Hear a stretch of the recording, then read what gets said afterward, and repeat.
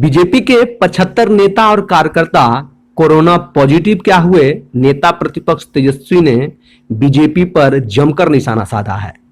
आज पार्टी कार्यालय पहुंचे नेता प्रतिपक्ष तेजस्वी यादव ने कहा कि मुख्यमंत्री, उप मुख्यमंत्री, सचिवालय तक कोरोना संक्रमण फैल चुका है। बीजेपी पार्टी ऑफिस के हालात ये हैं कि 100 सैंपल लिए गए हैं और उनमें से 75 पॉजिटिव हैं। बीजेपी के नेता ये बताएं कि ये किस जमात से पहुंचे थे। ये लोग वर्चुअल रैली के नाम पर कोरोना को फैला रहे हैं। तेजस्वी ने साफ कहा, हम बीजेपी के लोगों से पूछते हैं कि वो 75 लोग किस जमात से हैं जो कोरोना पॉजिटिव हुए हैं। आप लोगों को चुनाव की चिंता है और यहां पर लोग मर रहे हैं। तेजस्वी ने कहा, हम लोग लगातार कह रहे हैं कि जान है तो जहान है। ये लोग अपने चुनाव की तैयारी कर रहे हैं, न कि बिहार के लोगों का ध्यान रख रहे हैं। इनको बेहतर अस्पताल, अधिक टेस्ट और वेंटिलेटर की व्यवस्था करनी चाहिए। यहां तो पीपीई किट के लिए डॉक्टरों को धरना देना पड़ रहा है। नेता प्रतिपक्ष यहीं नहीं रुके, उन्होंने राज्य की स्वास्थ्य व्यवस्था को भी लपेटे में ले लिया। तेजस्वी ने कहा, एक ही अस्पताल है कोरोना के लिए डेडिकेटेड, वह भी बरसात में डूब जाता है।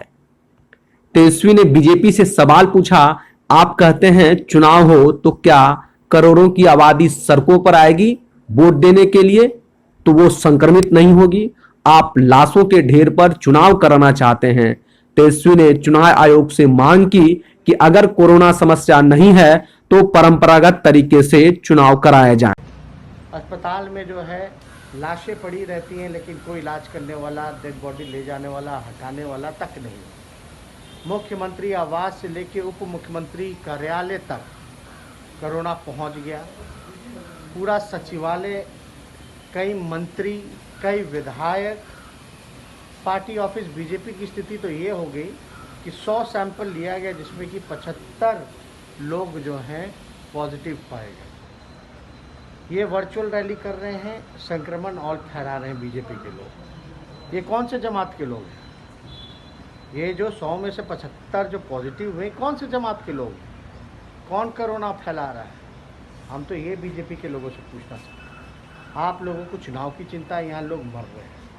हम लोग लगातार कहते रहे हैं कि जान है तो जहां है, और ये लोग चुनाव की तैयारी अपनी कर रहे हैं, ना कि बिहार के लोगों का ध्यान रख रहे हैं। बेहतर अस्पताल व्यवस्था करानी चाहिए, टेस्ट की प्रॉपर व्यवस्था करानी चाहिए, वेंटिलेटर की व्यवस्था करानी चाहिए।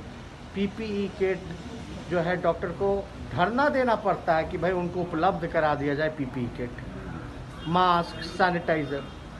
और बिहार जो है सबसे आखिरी पायदान पर है। एकमात्र कोविड के लिए अस्पताल है डेडिकेटेड, एनएमसीएच, थोड़े से बारिश में जो है डूब जाता है। तो हम लोग तो यही कहते रहे हैं कि ये भाजपा के लोग या नीतीश कुमार जी, इनके वजह से तो। और आप कहते हो कि चुनाव होना चाहिए, एक चरण में चुनाव होना चाहिए, तो आप समझ सकते हैं करोड़ों की आबादी है, एक चरण में अगर चुनाव होगा तो करोड़ों लोग सड़क पे रहेंगे, उससे तो और संक्रमण फैलेगा। मतलब आप क्या चाहते हो, बूथ के बाद लोग जो है शमशान जाए? क्या लाश के ढेर पे चुनाव कराना ठीक रहेगा? अगर बीजेपी को, हम तो चुनाव आयोग से मांग करते हैं कि बिहार में लॉकडाउन इसलिए बढ़ाया जा रहा है क्योंकि भयावह स्थिति है, लोग मर रहे हैं। अगर आपको कोरोना खतरा नहीं लगता तो आप परंपरागत तरीके से चुनाव कराइए। आप कहते हो कि 65 साल की उम्र के लोग जो हैं वो घर से वोट देंगे। मेरा सवाल है कि 65 साल के ऊपर वाले लोग चुनाव लड़ सकते हैं, लेकिन घर में बैठ के वोट देंगे? चुनाव कैसे लड़ सकते हैं? फिर प्रचार करने जा सकते हैं, लेकिन 65 साल की उम्र वाला लगभग 35% जिनकी आबादी है। तो हमारा ये मांग है कि कोरोना के आड़ में बेईमानी ना हो। हम चाहते हैं कि फेयर इलेक्शन हो, परंपरागत तरीके से हो। अगर कोरोना खतरा नहीं है तो, अगर कोरोना खतरा है, लोग मर रहे हैं, लोग पॉजिटिव पाए जा रहे हैं, संक्रमण बढ़ रहा है, तब जो है थोड़े दिनों के लिए आप टाल सकते हैं चुनाव, क्योंकि जान है तब जहां है। तो इसलिए हम लोग जो है लगातार इस सरकार से कहते रहे हैं कि भाई ये संक्रमण मजदूरों के लिए, इनके लिए कुछ करने के लिए कुछ नहीं था। टिकट का पैसा नहीं दे पाए ये लोग, बल्कि और गरीबों का खून चूसने का काम किया। भूखे नंगे लोग जो हैं सड़कों पे चलते रहे, पीड़ित लाचारित लोग।